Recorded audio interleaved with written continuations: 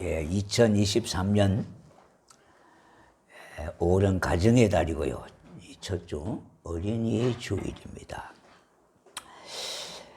매년 이 어린이 주일을 맞이해서 이 말씀을 전하는 것이 참 저 자신도 부담스럽고 마음에 무거움이 있습니다. 가정을 한 글자로 표현한다면 꿈이라 그렇게 말을 합니다. 두 글자로 말을 한다면 사랑이다. 세 글자는 안식처다. 네 글자는 가정은 땅의 천국이라. 10글자로 말한다면 보시기에 심히 좋았더라. 그 다음에 아버지를 6글자로 표현한다면 속으로 우는 분이라. 가슴으로 우는 분이라. 어머니를 6글자로 말한다면 정말 미안해요. 남자분들이 미안한 게 너무 많겠죠. 네. 자녀를 4글자로 말한다면 평생 은수라고 하지만은 6글자로 말한다면 그래도 내 사랑입니다. 1년 12달 중에 5월이라고 하는 달은 다른 11달과 바꾸지 않을 만큼 아름다운 달이 되는 겁니다. 인생을 살다 보면요, 가장 중요한 일임에도 내 마음대로 안 되는 것이 한두 가지가 아니라 수없이 많은 것을 보게 됩니다. 우리가 돈 버는 거요, 사람의 마음대로 한다면 부자 안 될 사람이 어디 있겠습니까? 돈에 궁색한 사람이 어디 있겠습니까? 자신의 건강도 마찬가지입니다. 건강 하는데 쉽게 건강을 잊어버리는 경우가 있습니다. 그래서 건강도 내 마음대로 되는 것만은 사실 아니지 않습니까? 그리고 자녀를 잘 양육하는 거요. 누구든지 다 자녀를 잘 양육하기를 원하지만은 그래도 자식 농사가 내 마음대로 되지 않는다고 하는 것을 절감할 때가 있지 않습니까?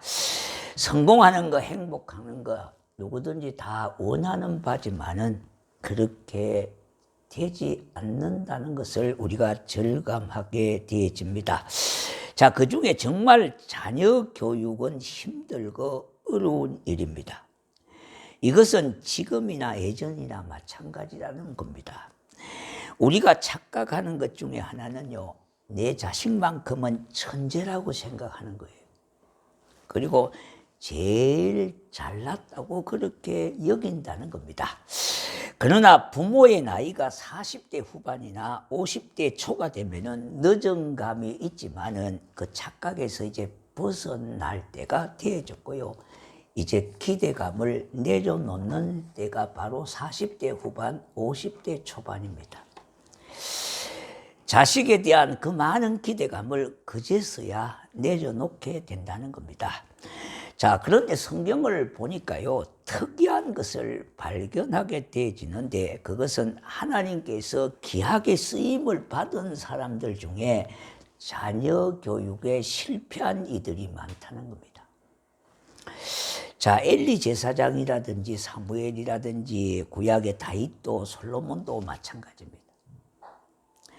그 중에 솔로몬의 예를 들어보면요, 솔로몬의 아들 르호보암이 있었습니다. 그도 아버지의 지혜를 물려받지를 못하고 어리석은 신하들과 놀아나다가 나라가 결국은 두 쪽이 나고 말았던 겁니다. 그래서 남쪽 유다와 북쪽 이스라엘로 분열되는 씨앗을 제공했던 겁니다. 그러므로 자녀 교육은 아버지가 훌륭하다고 되는 것만은 아닌 겁니다.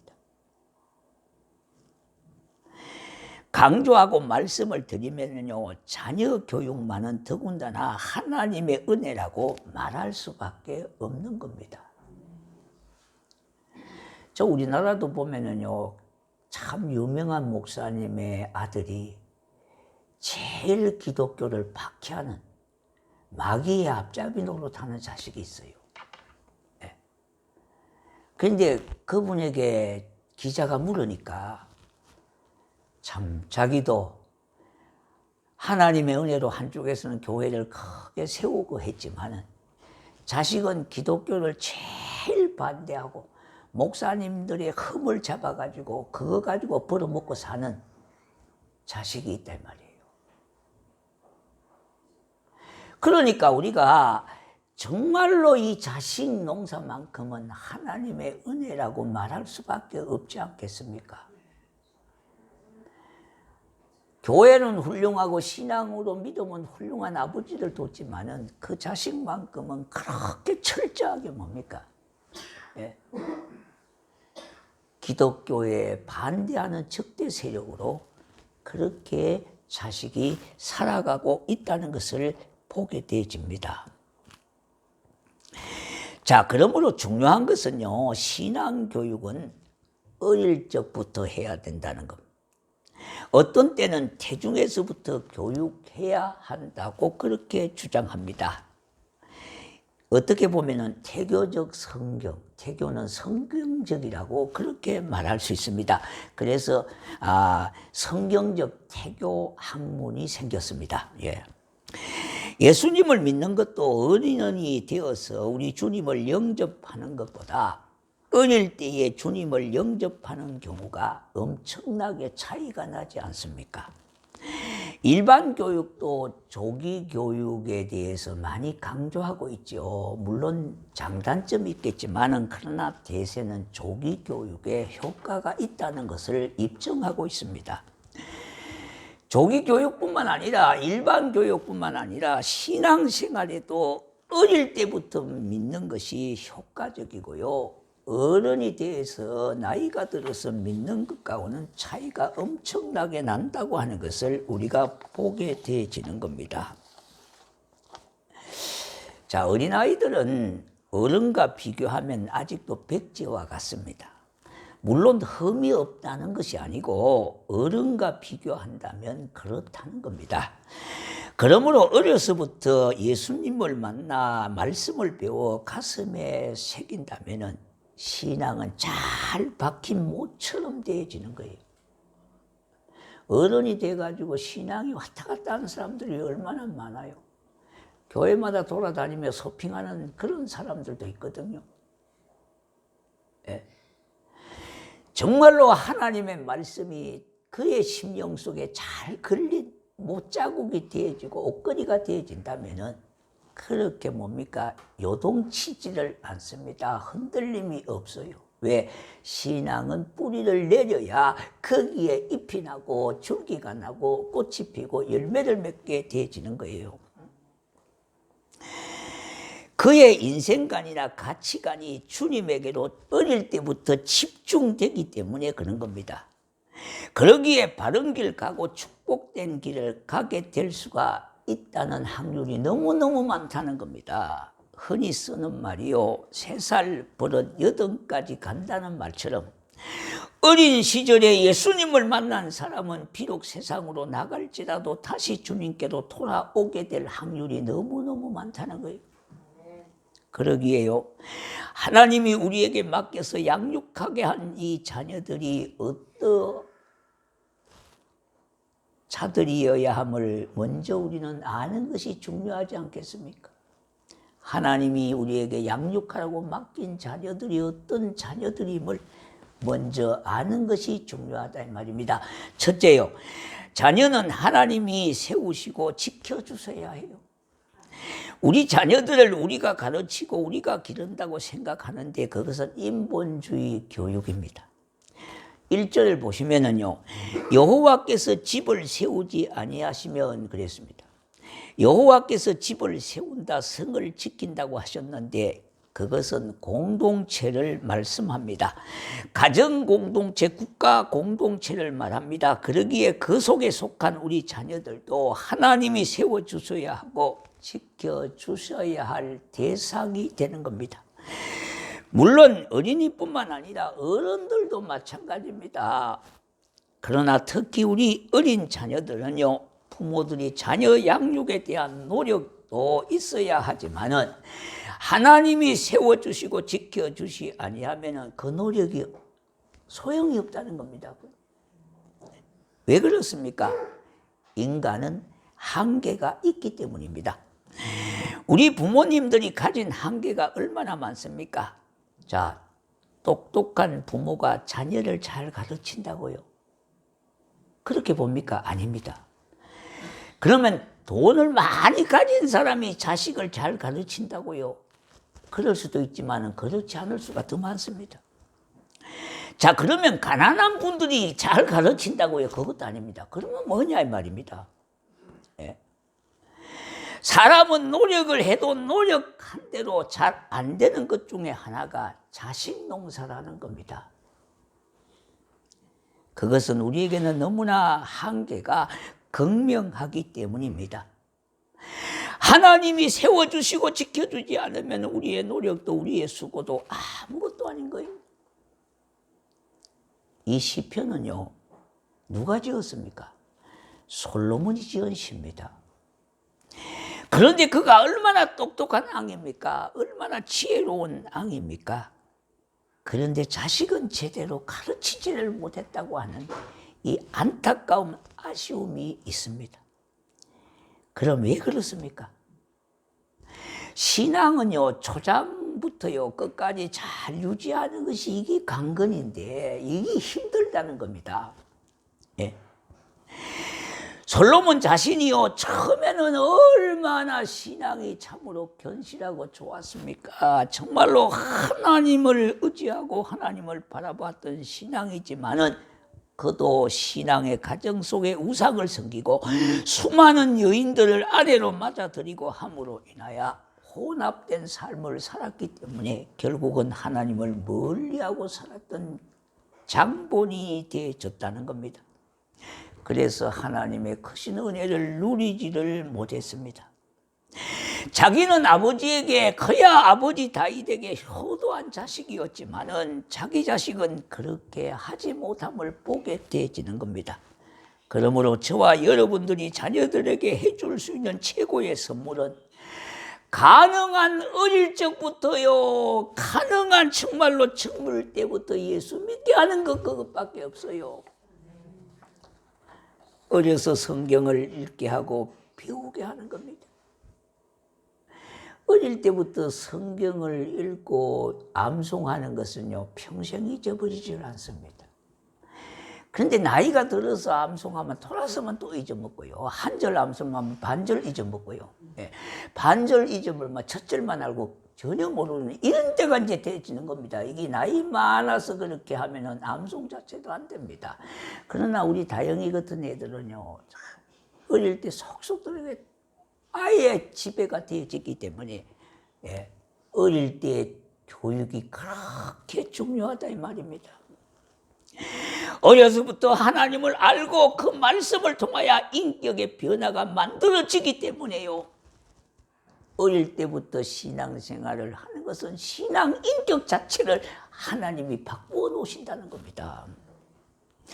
우리가 전지전능하신 하나님이 저와 여러분의 가정에 보내준 아이라고 인정한다면 주님께서 보호하시고 세워주시는 것을 바라는 것보다 더 좋은 방법이 없음을 믿으시기를 바랍니다. 두 번째는요, 자녀는 부모의 부모의 수고와 노력에도 한계가 있어요. 부모가 노력하고 수고해야 되지만 그러나 거기는 한계가 있다 이 말입니다. 우리의 자녀들 부모의 수고와 노력으로는 한계가 있는 사람들입니다. 2절에 말해주지 않습니까? 너희가 일찍 일어나고 늦게 누우며 수고의 떡을 먹으며 헛되도다. 그러므로 여호와께서 그 사랑하시는 자에게 잠을 주시는도다 했습니다. 그런데 앞부분은 다 잊어먹고요, 이 뒷부분을 굉장히 강조하고 좋아하는 분이 있어요. 잠 실컷 자는 말을 하는 말이 아닙니다 이거요. 자기는만 그냥 누기 앉기만 졸고 실컷 이 말 하는 게 아니에요 이건요. 그 사랑하시는 자한테 그런 잠을 주는 게 아니라 평안한 잠을 주신다 이 말입니다. 근심 걱정 염려 없는 잠을 주신다는 거예요. 누구를요? 하나님을 사랑하는 자. 예. 왜 우리는 아침에 일찍 일어나고 늦도록 수고를 합니까? 그거 다 먹고 사는 것 때문에 그렇지 않습니까? 자식 공부 키우고 자식 다시 집 장가 보내고 자식 다 뒷바라지 한다고 그렇게 하지 않습니까? 그러니까 한순간도 편히 쉬지 못하고 힘을 다하여 노력하고 수고들 하고 있습니다. 자녀를 위해서 그렇게 하는 거 얼마나 큰 것입니까? 보람된 일이 될 수도 있습니다.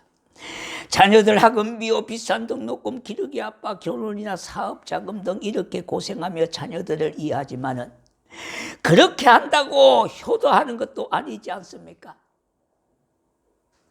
물론 부모가 노후에 자식들에게 보상이나 바라고 함이 아니라 그렇게 하는 자식, 그렇게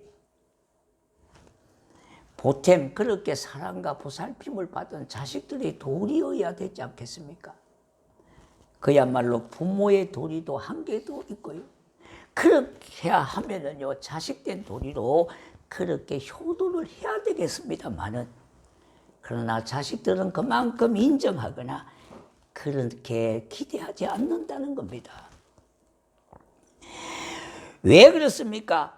부모도 사람이기 때문에 바람이 있지 않겠습니까? 내가 너에게 어떻게 했는데, 내가 자식들에게 어떻게 했는데, 이런 바람이 있지 않겠습니까? 그래서 효도하고 잘 해주기를 학수고대하지만은 그것은 단지 희망사항일 뿐이지 우리 자녀들의 의식들은 점점 희박해져 간다는 겁니다. 다 그렇다는 말이 아닙니다. 점차적으로 희박해져 간다는 겁니다. 부모의 노력은 한계가 너무나 분명합니다. 그러면 어떻게 해야 하는 겁니까? 2절 하반절에 보니까 그러므로 여호와께서 사랑하시는 자에게 잠을 주시는도다. 이 말씀을 잘 생각해 보셔야 합니다. 누구에게 잠을 주신다고 했습니까? 하나님을 사랑하는 자에게 잠을 주신다고 말씀했습니다. 어떤 잠을 말합니까? 콜하게 자는 잠을 말하지 않습니다. 잠을 많이 자면은 하나님이 나를 사랑한다 그렇게 말하시는 분이 있는데 그거는 사랑하는 게 아닙니다. 그저 아무데나 주무시고 하는 건 아니에요. 근심이나 걱정, 염려가 없는 평안한 잠이. 우리가 인생살이를 살다 보면요, 참으로 삶의 무게가 굉장히 무겁지 않습니까? 그러니까 그 무거운 짐이 뭡니까? 우리의 장기를 누리잖아요. 그러니까 밤에 평안한 잠을 못 자요. 왜? 심장을 누리니까 심장이 고동치고 있단 말이에요. 아무리 자려고 해도 선잠을 잘 수밖에 없고 잠이 오지 않아요. 왜? 삶의 무게가 너무나 무겁기 때문에 그래요. 그것이 장기를 누리거든요. 그래서 평안한 잠이 온데간데 없다 이 말입니다. 하나님이 사랑하는 사람, 그 사람에게 주시는데 그 사람은 예수를 구주로 믿어 구원받은 저와 여러분들에게 주시는 거예요. 그래서 예수 안에 평안이 있고 그랬어요. 예수 믿는 사람들은 하나님이 주시는 평안을 누리고 사셔야 돼요. 그런데 근심, 걱정, 염려를 내가 다 안고 살다 보니까 내 몸이 견뎌내지를 못한다는 거예요. 그러니까 잠이 올 리가 있겠습니까? 내가 얼마나 무거운 인생을 살고 있는데요. 이걸 주님께 맡겨야 되는데 못 맡기잖아요. 그래서 어떻든지 예수 믿으면 예수 안에 평안의 삶을 찾으셔야 돼요. 우리가 하나님을 사랑하기에 그 사랑의 대가로 주시는 것이 아니라 우리가 하나님의 사랑을 받고 있기 때문에 하나님이 우리에게 베풀어 주신 사랑입니다. 우리의 조건에 따라 주시는 것이 아니라 주님이 일방적으로 베푸시는 사랑인데요. 조건이나 차별을 두지 않고 예문을 보시지 않고 하나님을 사랑하는 자, 주님의 몸된 교회를 사랑하고 섬기는 자들에게 그 사랑을 주신다고 말씀하고 있습니다.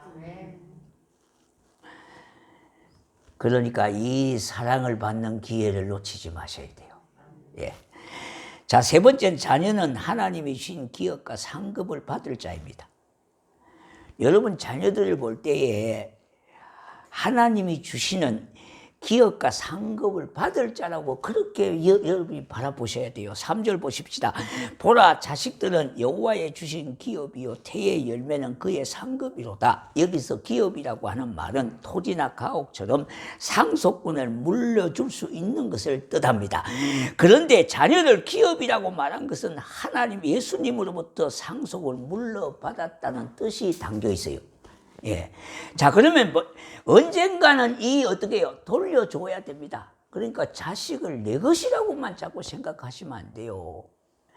내 자식이라고 자꾸만 생각하다 보니까 내 마음대로 생각하고 내 마음대로 기르고 내 마음대로 안 되니까 원망하고 불평하고 그렇게 낙심하고 있지 않습니까? 우리가 최선의 노력을 하고 여러분 헌신도 하고 수고도 해야 되지만은 하나님께 돌려드려야 될 자식이라고 생각하셔야 돼요. 한마디로 우리의 자녀들은 나의 소유가 아니라 하나님의 재산에 속한 것이고 하나님의 소유가 내가 잠시 맡아서 양육하고 키운다는 겁니다. 사랑하는 성도 여러분, 꼭 명심해야 하는 것은 자녀는 내가 키운다고 부모의 소유물이 아니기 때문에 자식을 함부로 대해서는 되지 않습니다.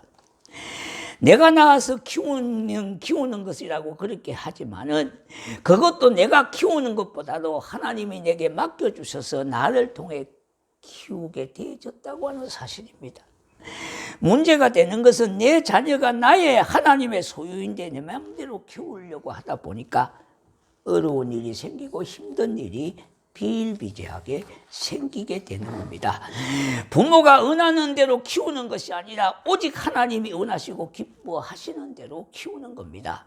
하나님은 자녀를 여러분에게 맡겨주셨을 때에 놀라운 뜻과 계획이 있어서 여러분의 가정에 보내주셨습니다.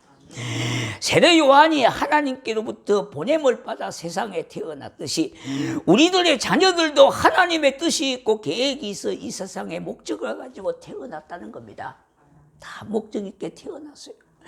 하나님이 내게 주신 걸작품이지 내가 만들어낸 것이 아니라는 겁니다. 그러므로 내 자녀들을 위하여 기도로 비전을 가지게 하고 말씀을 통하여 삶의 목적을 이루는 사람이 되게 해야 할 겁니다. 그러므로 자식은 상급이라는 겁니다. 자식이 잘 되면요 나도 잘 될 수 있잖아요, 그죠? 예. 자, 그러면은 잘 기르면 상을 받게 되어지는데 그 잘 기른다는 기준이 뭐냐 이 말입니다.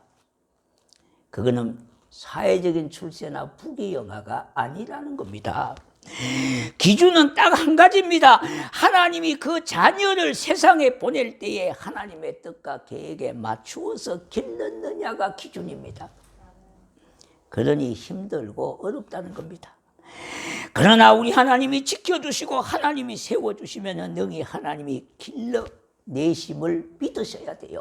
그래서 여러분이 은혜를 받고 나중에 보면 다 우리 자녀들 다 이 7남매 8남매 다 하나님이 기르셨다고 이렇게 말하지 않습니까?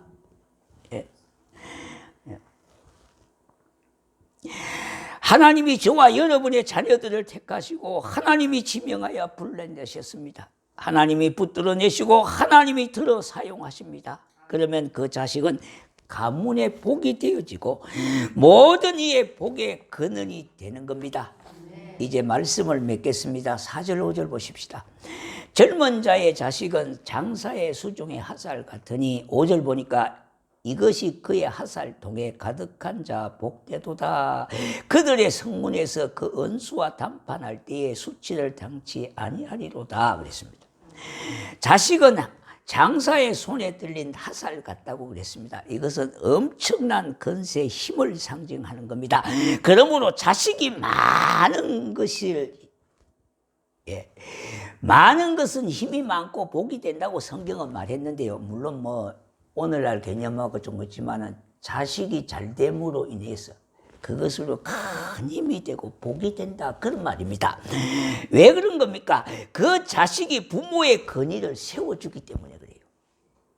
자식이 믿음 안에서 잘 되면요 부모의 건의도 올라가잖아요, 그죠? 네. 그 자식이 부모의 건의를 세워주고 성문에서 은수와 담판할 때란 재판 사건에 휘말릴 때에 자식이 부모의 수치를 당치 않게 하신다는 거예요. 예. 그러니까 자식 덕을 보게 되진다는 말입니다. 예. 다윗이 그랬습니다. 많은 자식이 있었습니다. 골치 아픈 자식도 있고요. 심각한 부모를 적대하는 자식도 있었습니다. 그 중에 솔로몬이 아버지의 근위를 세워주지 않았습니까? 솔로몬이 아버지의 복이 되어줬다는 겁니다. 그렇습니다. 하나님은 우리들에게 자식을 맡길 때에 복의 기업으로 맡기셨던 겁니다. 이게 다 기업이라. 예. 예. 이게 다 상급이라고 그렇게 우리에게 맡겼습니다.